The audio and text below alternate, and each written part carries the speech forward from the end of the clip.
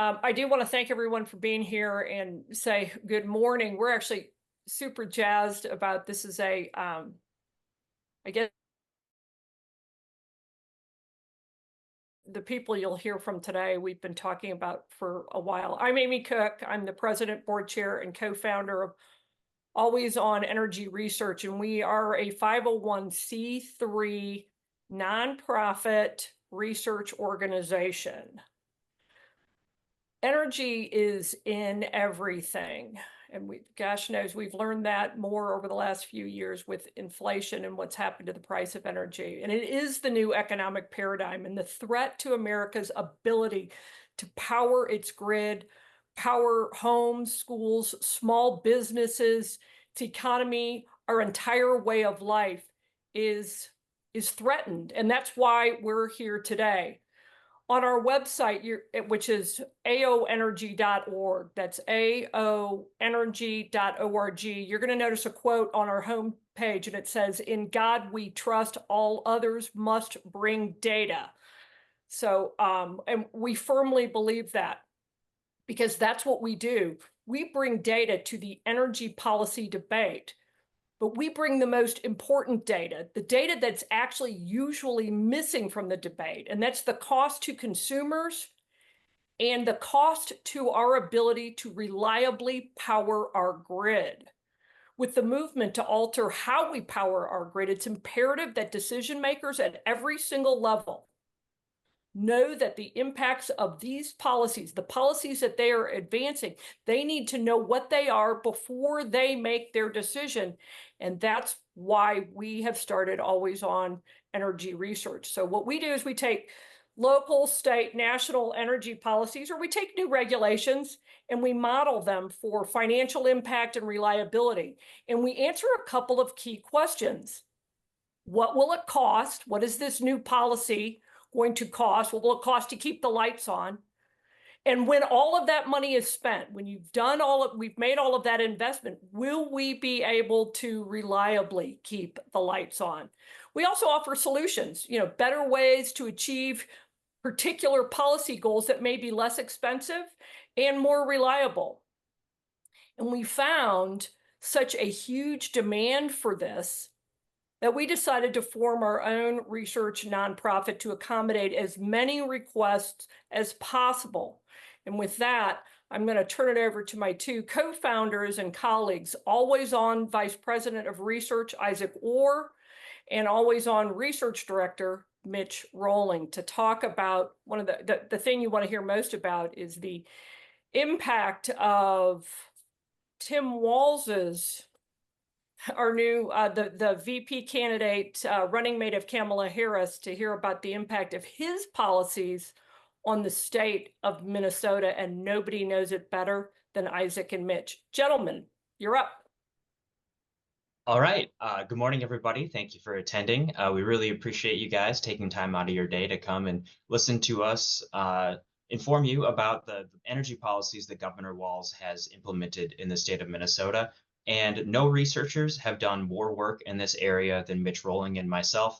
So we feel like you're going to walk away from this feeling a lot more informed about what he's done, what he's proposed, and what it means for the country at large. So in short, Governor Walz has basically never seen a California-style energy policy that he has not tried to implement in the state of Minnesota. And on top of that, his general tactic in Minnesota, I've lived here for 6 years. Mitch is a native, born and raised, a hockey kid. So we feel like we have a really good grasp on his policies and what he's trying to accomplish here. He generally starts with a very moderate proposal, but then he lurches left at his first opportunity. And when we talk about this, a classic example is the gas tax. When he was campaigning for governor in 2018, he said he was for a modest increase in the gas tax in order to pay for roads and bridges. Once he's elected, once he's in office, he proposes a 20-cent per gallon gas tax, which would be a 70% increase in the tax for Minnesota. It would have made Minnesota the fourth highest gas tax in the country in terms of state gas taxes. And he eventually backed down to the public outcry, but it is emblematic of the policies that he's enacted or after campaigning on more moderate positions. And we saw this with the Enbridge Line 3 pipeline. So this pipeline was built in the 1960s, and it is one of the largest conduits for oil into the United States in the country. So it was operating at half capacity due to corrosion, and corrosion is the #1 source of pipeline leaks, according to the pipeline federal data for pipelines. And in late 2018, the candidate Walz told the Minneapolis Star Tribune, which is considered the paper of record in Minnesota, that he supported replacing this pipeline with a newer version. So we could safely transport more oil into the country and reduce our need for imports from less savory countries, because we'd rather import from Canada than Russia or Saudi Arabia. But once he was in office, he decided to flip-flop on that position. And one of the reasons that he decided to delay the construction of this pipeline was he said that we needed a social license in order to do that. And that created a ton of regulatory uncertainty throughout the entire state that is still having implications for economic growth today. Another reason that the pipeline was delayed is the Walz administration said we might not need the oil. And in the wake of the Russian invasion of Ukraine, that was proved to be short-sighted. And the completed Line 3 pipeline brings in more oil than we were importing from Russia in 2022. So, and then lastly, I'll just touch on a few other California policies that Governor Walz has tried to implement in the state, or has implemented in the state of Minnesota. He used the Minnesota Pollution Control Agency to implement California's electric vehicle mandates, forcing auto dealers to stock electric cars on their lots. And he did this through the administrative agencies because he knew he couldn't get it done through the legislature. So the Minnesota Pollution Control Agency used a statute that was written in the 1960s. It's a lot like when the Obama administration used the Section 111 rules in order to regulate emissions from power plants. But they find these obscure statutes and they broadly interpret them to give them essentially unlimited executive power, is the way that he's run it. And he says that he even has the authority to ban new new gasoline powered vehicles by 2035 if he chooses to do that. And lastly, he wants to enact California's low carbon fuel standard, which will increase the cost of gasoline in the state of Minnesota. The legislation that was proposed in the last session was anywhere between 39 cents a gallon and 45 cents a gallon by 2030. It was the most extreme proposal in the country. So when there is an opportunity to enact something that resembles the Green New Deal in the state, Governor Walz has jumped at the opportunity. And now I'm going to pitch it over to Mitch Rolling to talk about the policies that he's enacted that affect the electric power sector. Thanks, Isaac, and thanks everyone for being here again. I'm the Director of Research and Energy Modeler at Always On.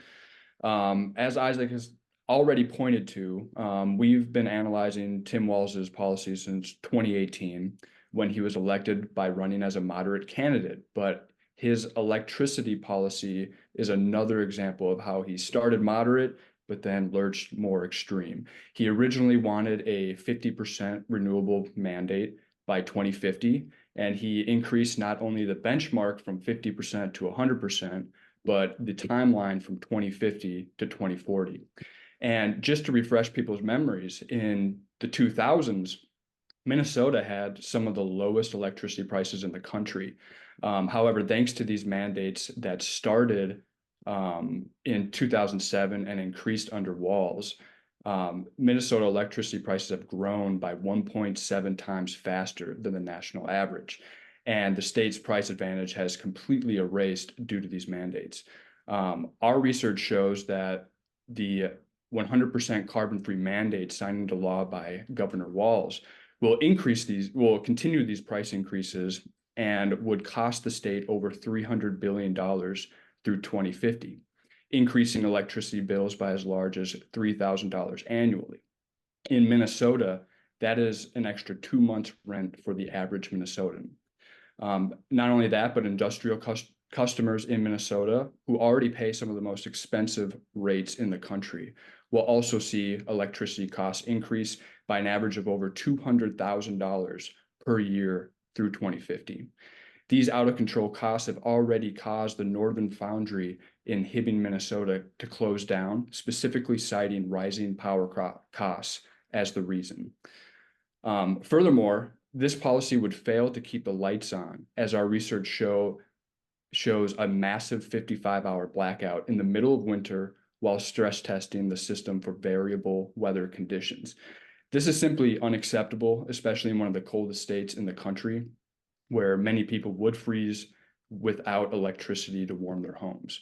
I think worst of all, Walz refused to call for any safety measures or off-ramps in case electricity costs became too expensive or if reliability deteriorated too much as a result of his policies.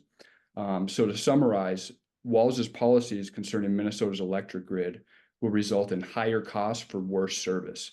Minnesota residents have already been and will continue to pay for these policies, as will the country if they follow them. Gentlemen, do we have any charts or graphs that we can show on some of this? I think we had some visuals. I don't know if we were able to pull those up. Yeah, absolutely. So let me pull this up and we can kind of walk through.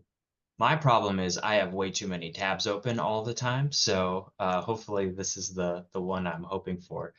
When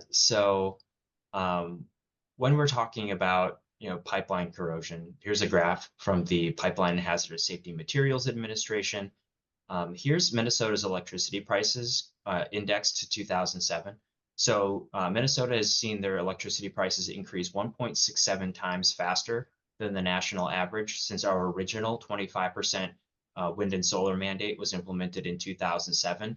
And since this new legislation has been passed into law, the carbon-free mandate, utilities are requesting double-digit increases in their electric rates for the next 3 years. So we're talking, or in some cases, over $100 a year. And that's just the beginning, because our research found that we're going to need to build a lot of wind, solar, and battery storage, and we're not even close to where we will eventually end up. So when it comes to the cost for annual additional costs for residential customers, the average annual cost is $1,642 per year, but the costs start low, and we're already seeing this with the rate increases for Xcel Energy, Minnesota Power, and Otter Tail Power, but they grow a lot larger in the future as we shut down more natural gas-fired power plants, more coal-fired power plants. It's the same pattern with our industrial energy consumers, and manufacturing is the economic lifeblood of small communities throughout the Midwest. I grew up in a small town, Waupaca, Wisconsin, where we have the Waupaca Foundry. It's the largest employer in the county. And if they can't afford to do business in the United States or Wisconsin or within domestically, that's going to have a devastating impact on our community of 60,000 people. And when we're talking about the Northern Foundry deciding that it no longer made economic sense to participate in industry in the state of Minnesota, this graph shows that Minnesota Power, which is the electric utility that served the foundry, their industrial rates were increasing much faster than the US average. And this projection is expected to continue moving forward. So they saw the writing on the wall and they decided that they were going to close up shop, which killed 91 union jobs with high pay for that area.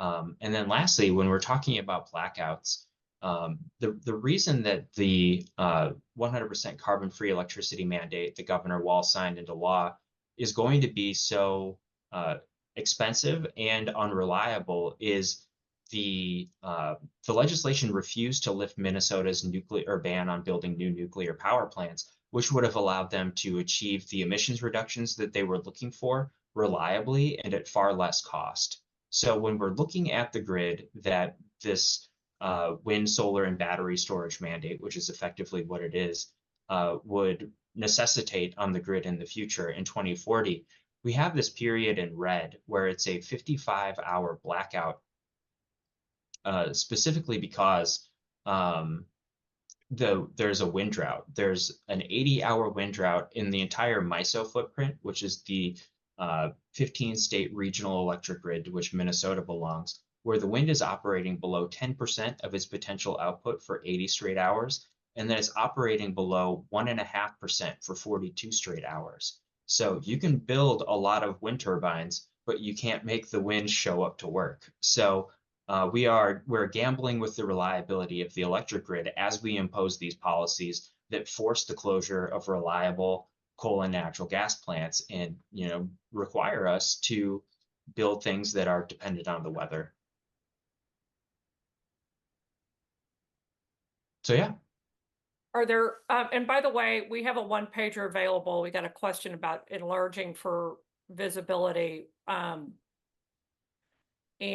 I don't know if Jesse, if you can drop that in, or we can send it individually.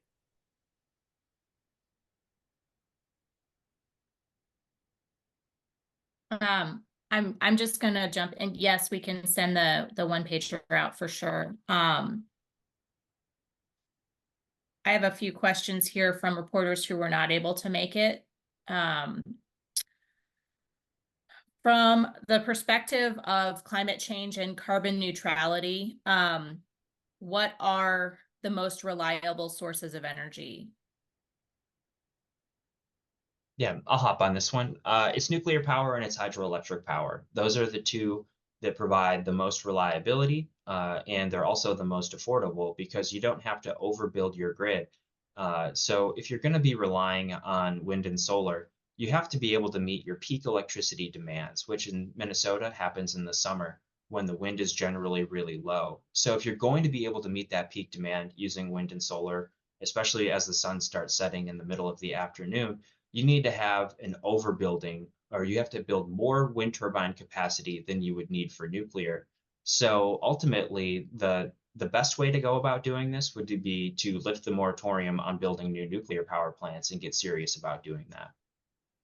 What is the current Minnesota policy when it's related to nuclear? The existing nuclear power plants in the state can continue to apply for 20-year license extenders, so they can continue operating, but new nuclear power plants are expressly prohibited from being constructed.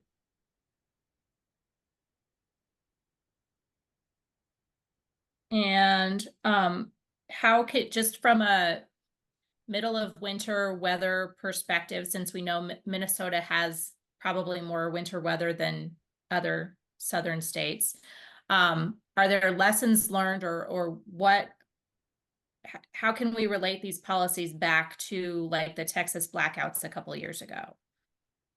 Yeah, Mitch, you want to tackle this one? Yeah, well, so Texas's grid wasn't winter weatherized, which Minnesota's grid is.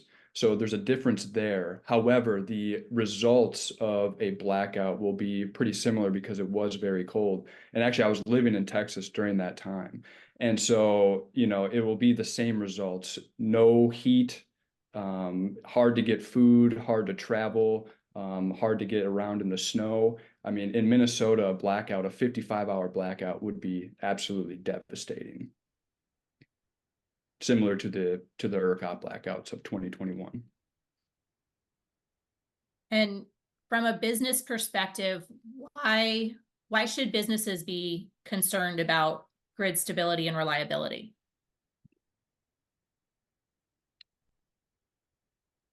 I'm sorry, I was reading the question in the chat, Jamie. Can you please repeat that? Yep. I apologize. That's okay. From a business perspective, why should businesses be concerned with grid stability and reliability?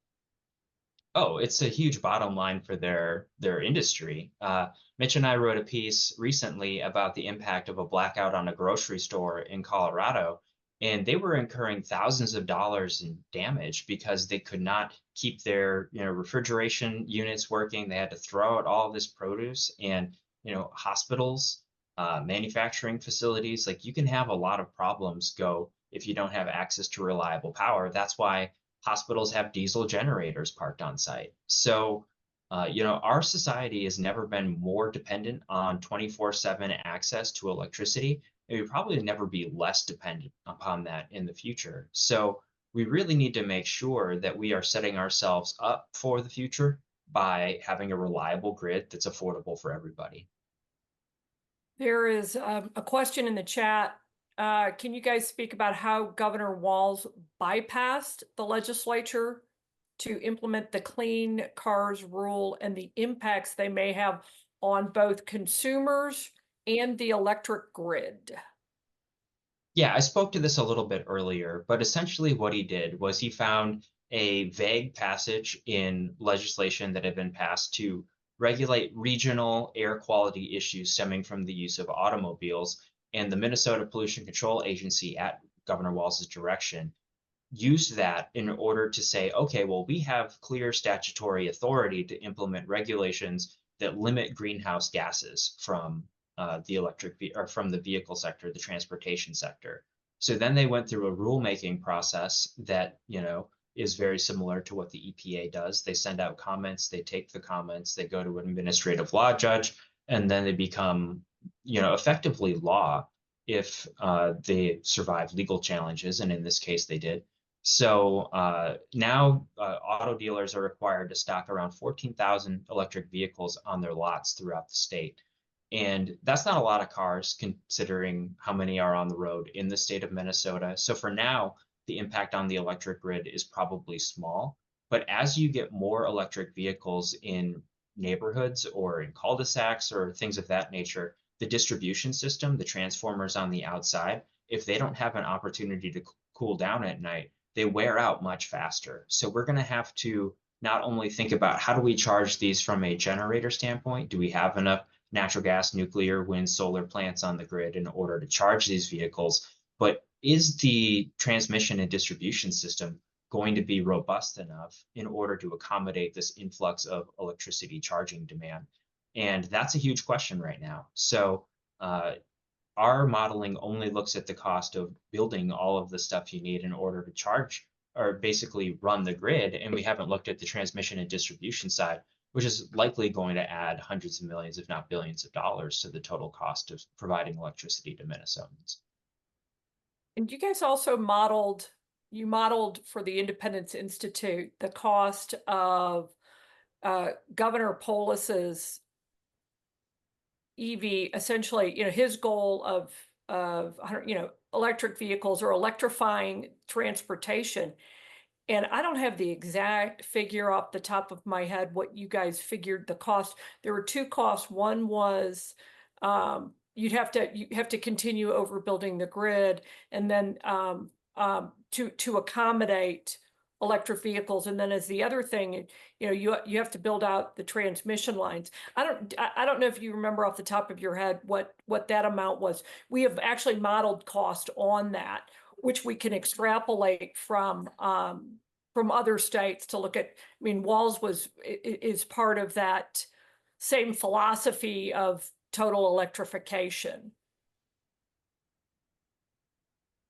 Yes. So he stopped short of adopting California's ban on electric or the sale of new internal combustion engines in 2035. So for the zeal that he can show in some instances in enacting policies, he's also kind of savvy and picks his battles. So he figured that because the Biden administration, and this is what I've heard from people at the Capitol, the Biden administration was going to require 66% of new vehicles sold in the United States to be electric by 2032, that he did not need to take the political hit of adopting Advanced Clean Cars 2 from the state of California, which would have effectively banned the sale of new electric vehicles, or sorry, new internal combustion engine vehicles in the state by 2035. Yeah, and Amy, I can't remember exacts, but as in terms of impact on the grid, we all talk about data centers. Those are the hot topic right now when it comes to electricity demand growth. But EV electrification will increase the peak demand by a good amount because the usage of EV charging peaks at around the current peak demand. And so we're talking about a near doubling of peak demand for the grid, which is incredibly expensive. And I'm pulling up, I just now pulled up Colorado's, and this is, again, this is not Walz. This is just to provide a cost. And I'm looking to see, this is in Colorado, in a state of about 6 million people. The additional generation capacity needed to support total light duty vehicle electrification. So in other words, EVs would be, and this is for Colorado, almost $75 billion. And the result to Colorado consumers is, you could see peak electric bills of almost $1,300 a month by 2040. And so I bring that up as an example, and you can extrapolate that and sort of, Governor Walz is similar in that, he wants electrification of the transportation sector. Let's put it this way, it just won't be cheap. It's going to be expensive because you have to, at the same time that you're throwing wind, solar, and batteries on the grid, you have to overbuild them in order to accommodate not just, regular demand to what Mitch said, but peak demand and what, if you're going to electrify your transportation system, you can see $1,000 a month utility bills. I don't think that's a stretch to say that. Yeah, especially if you're going to electrify home heating. Go ahead, Jamie. Oh, sorry, Isaac. Just kind of want to toss this in for discussion as well. What is the timeline on the cost increases once implemented? I mean, will those costs hit consumers immediately? I know we have a couple of different figures out there about by 2040, which isn't as far away as we all think, but what kind of implementation timeline are we looking at if we were to go to full electrification? Oh, that would be very significant, and that would add up very quickly. So, especially in a state like Minnesota, where the vast majority of homes are heated with natural gas, you'd be looking at a lot of upgrades to electric service panels. You'd be needing to install air source heat pumps or ground source heat pumps, and a lot of those, even the best air source heat pumps for cold weather in the country, shut off at -13.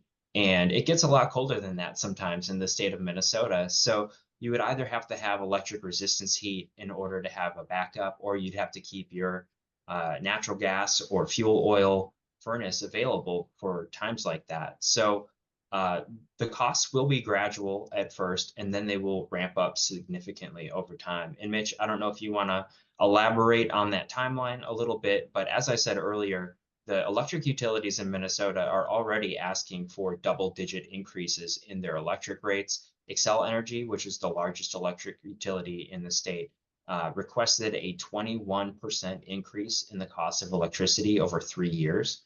And that's just that's just the bullpen. They're just getting warmed up because they're going to need a lot more wind, a lot more solar, a lot more transmission lines, and a lot more battery storage in order to actually accomplish their carbon-free goals and the governor's mandate. Yeah.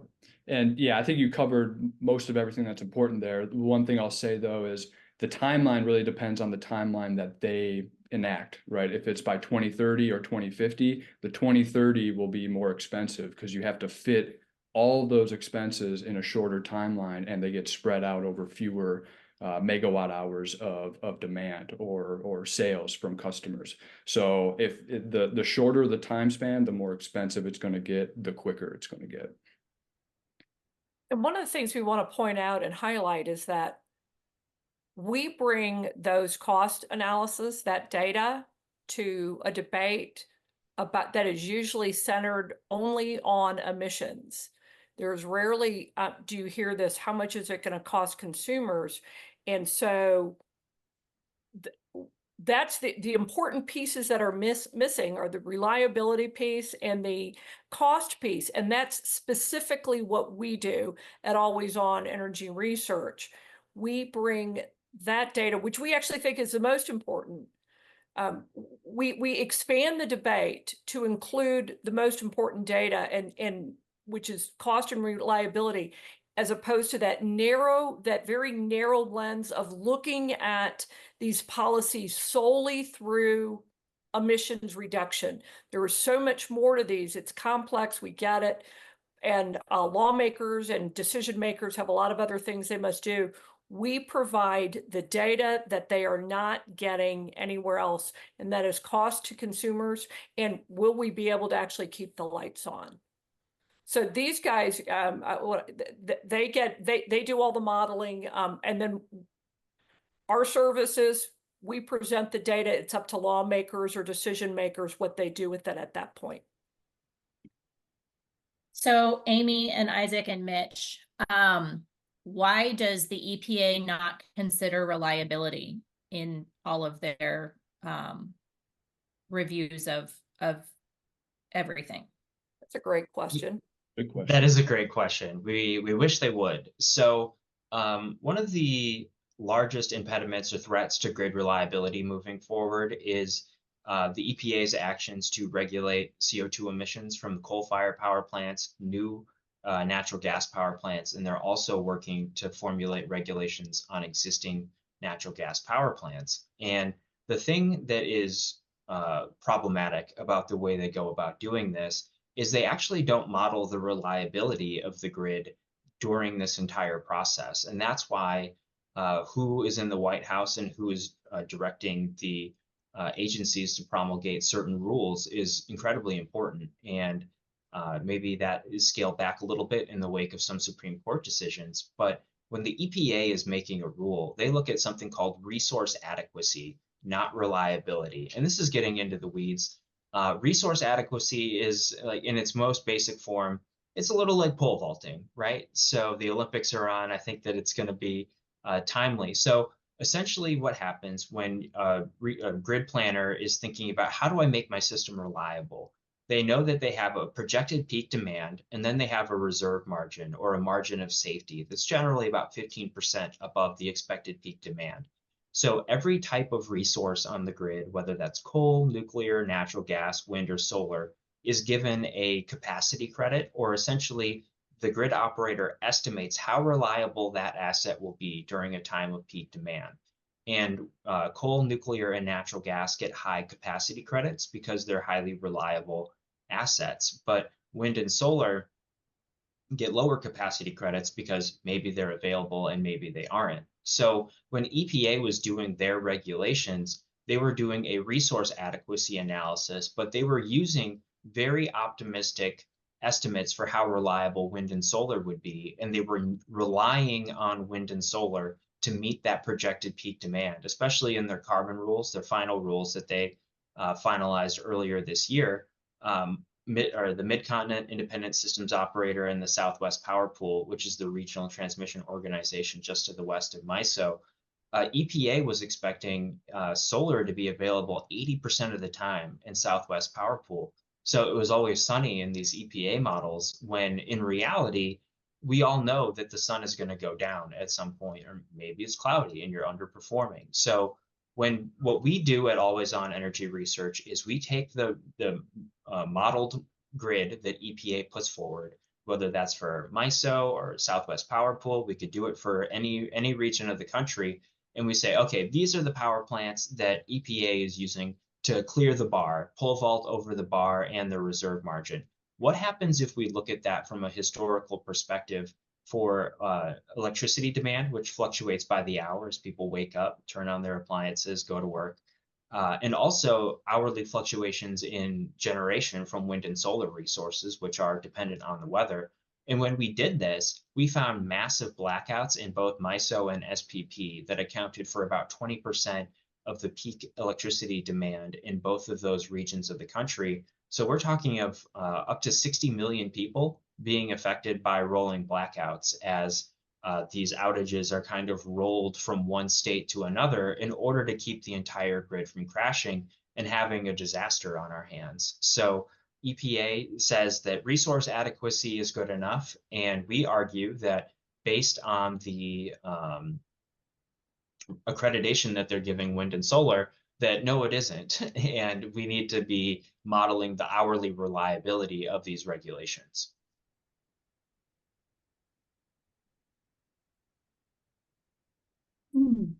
Circling back a little bit, since we've mentioned both Minnesota and Colorado, and both are covered by Xcel Energy, if both of those states are driving forward on this new electrification plan, what does that mean? And extrapolating a little bit, but what does that mean for the entire region covered under Xcel's grid? Yeah, it means higher prices. It means declining reliability. So monopoly utility companies like Xcel Energy are not really private companies. They're government-approved monopolies. So every time Xcel spends money, they are allowed to charge their customers enough to make that money back, plus an approved profit on top of that, which is typically around 7.5%. So if Xcel is going to build a wind turbine, a solar panel, a nuclear plant, or a natural gas plant, that cost is going to be shouldered basically automatically by the customers if it's approved by the Public Utilities Commission. And there's going to be a profit on top of that. Not only that, but Xcel in the past has been saying, oh, well, when our wind, solar, and battery storage is insufficient to meet our own internal demand, we will just purchase electricity from either MISO or Southwest Power Pool.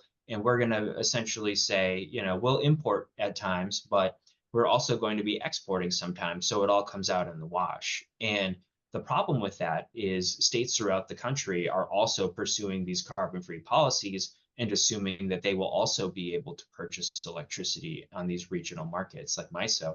So we're essentially playing musical chairs with retiring our reliable coal and natural gas assets, and eventually the music will stop. And when everyone is looking to purchase power from another state, that may not be available. That's what happened in California in 2020 when they had a regional heat wave and Arizona and Nevada did not have excess power to send over. That also happened in North Carolina with, it wasn't Xcel, but it was Duke Energy.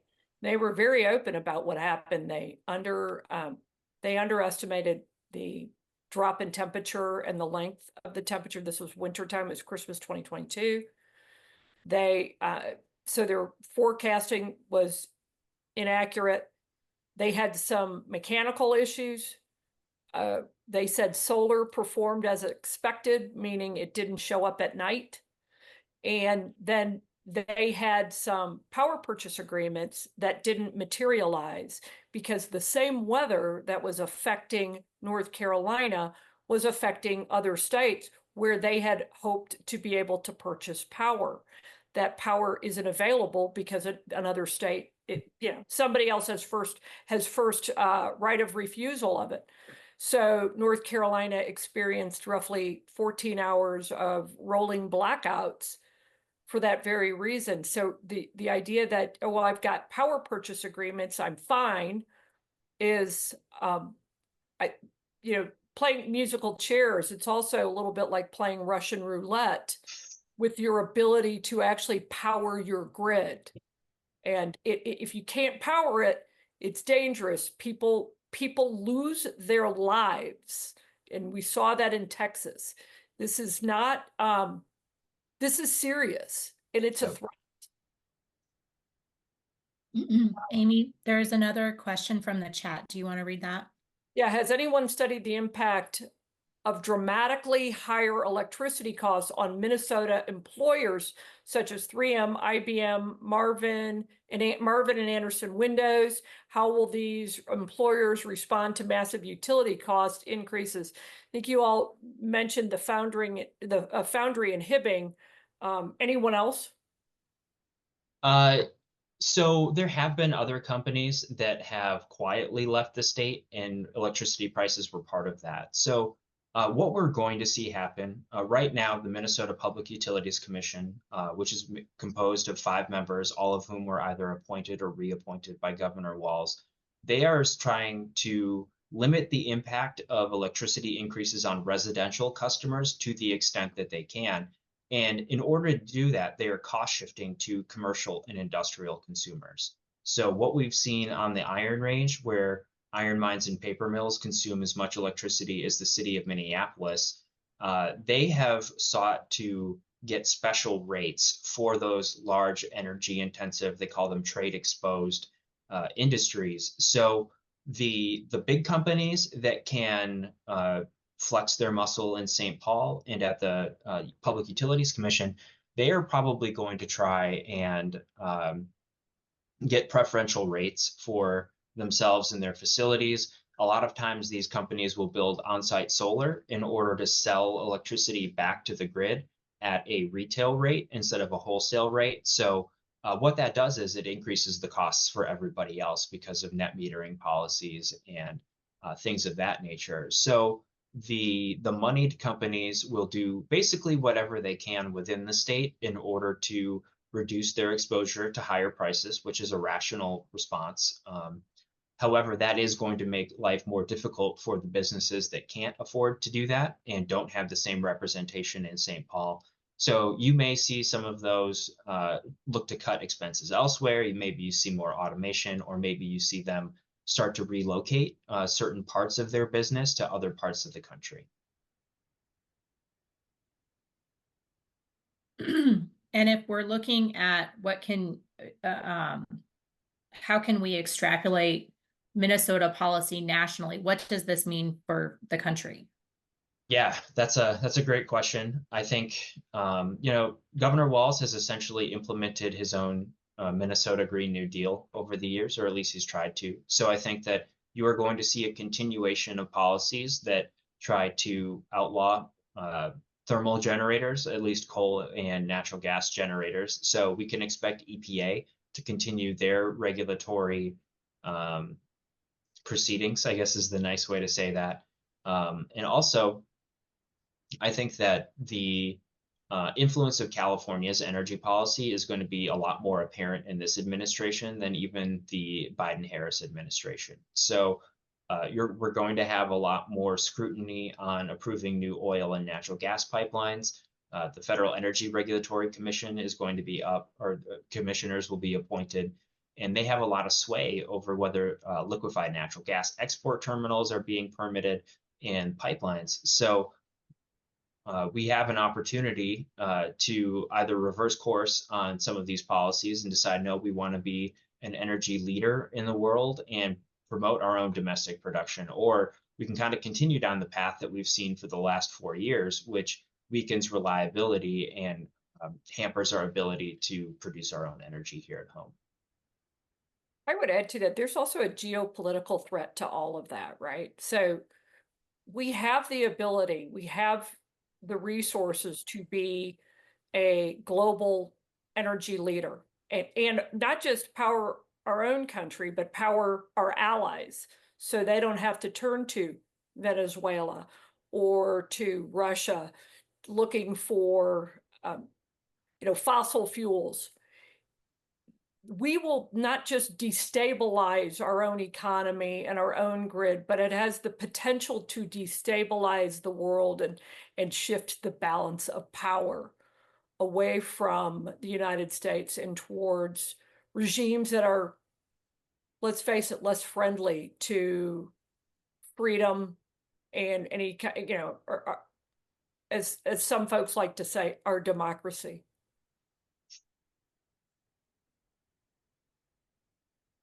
Thank you all. As we look at the last few minutes we have with everyone here, I just want to start kind of wrapping it up. I think I'll give Isaac and then Mitch and Amy the chance to give kind of some closing remarks just to finish us up here. If there are no other questions, I'll toss that up, the opportunity there. Questions, comments, scathing rebuttal. It's all good in my book. So we have a situation where I think that this administration, the Harris-Walz, there's too many hyphenated administrations right now, so to keep them all straight, but the Harris-Walz administration is going to continue doing a lot of the same things that Kamala Harris voted for in the Senate and what Governor Walz implemented as the governor of the state. So there's a reason why Minnesota has seen a net outflow of people as opposed to, so basically more people have left the state than are moving in. And we see that in a lot of states with similar policies. So people are voting with their feet, and the results have been lackluster for the state. So Mitch, what do you think? Yeah, just to close this out, I guess I'd just say that, we're concerned with reliability and affordability over everything. And the current administration, to answer the question, why doesn't the EPA, focus on reliability? Well, to Amy's point, it's because they're focused on emissions reductions pretty much solely. And resource adequacy is easier to solve than reliability. And if if Walz carries his policies with him, we're just going to see more of the same thing at the EPA and at every level that they decide to do this with. We are going to see climate policies supersede affordability and reliability, and we think that that's a mistake. It's not as climate policies shouldn't be a part of the conversation. They can or can't, but they shouldn't be more important than reliability and affordability. So that's what we're trying to do. We're trying to put those back in the front seat of the policy discussions. And so that's why we're concerned with the Walz administration. Yeah, and I'll wrap it up. First of all, again, thank you to everyone. Visit our website, aoenergy.org, aoenergy.org. Always on energy research. And here's the thing. We feel it is vital to bring the most important data sets to the debate. We're not saying don't have the debate. We're saying you need all the data. Decision makers need all the data. And that includes the most important, which is the cost to the consumer and business and everyone else. And are what they're proposing, or they're generating portfolios, will they actually keep the lights on once we've spent all of this money? And we're optimistic that once we expand the debate, that well-intentioned decision makers will say, we can do this. We can consider emissions, but there are ways to do it in a more affordable, more reliable method. But for the first time ever, we're bringing that data. I shouldn't say for the first time we've been doing this, but we're bringing it now to a larger scope, larger level. And we're optimistic that once all of the data is there, that well-intentioned decision makers will make the right decision, because bottom line is we can be a global leader when it comes to energy production and resource usage. And we can do it and be good stewards of the environment. We've done it before. We can do it again. We just have to provide all of the data so that the decision makers have everything they need to make the appropriate decision that is right for consumers, right for the country, right, for the grid, and basically globally, because we should be the leader in this space.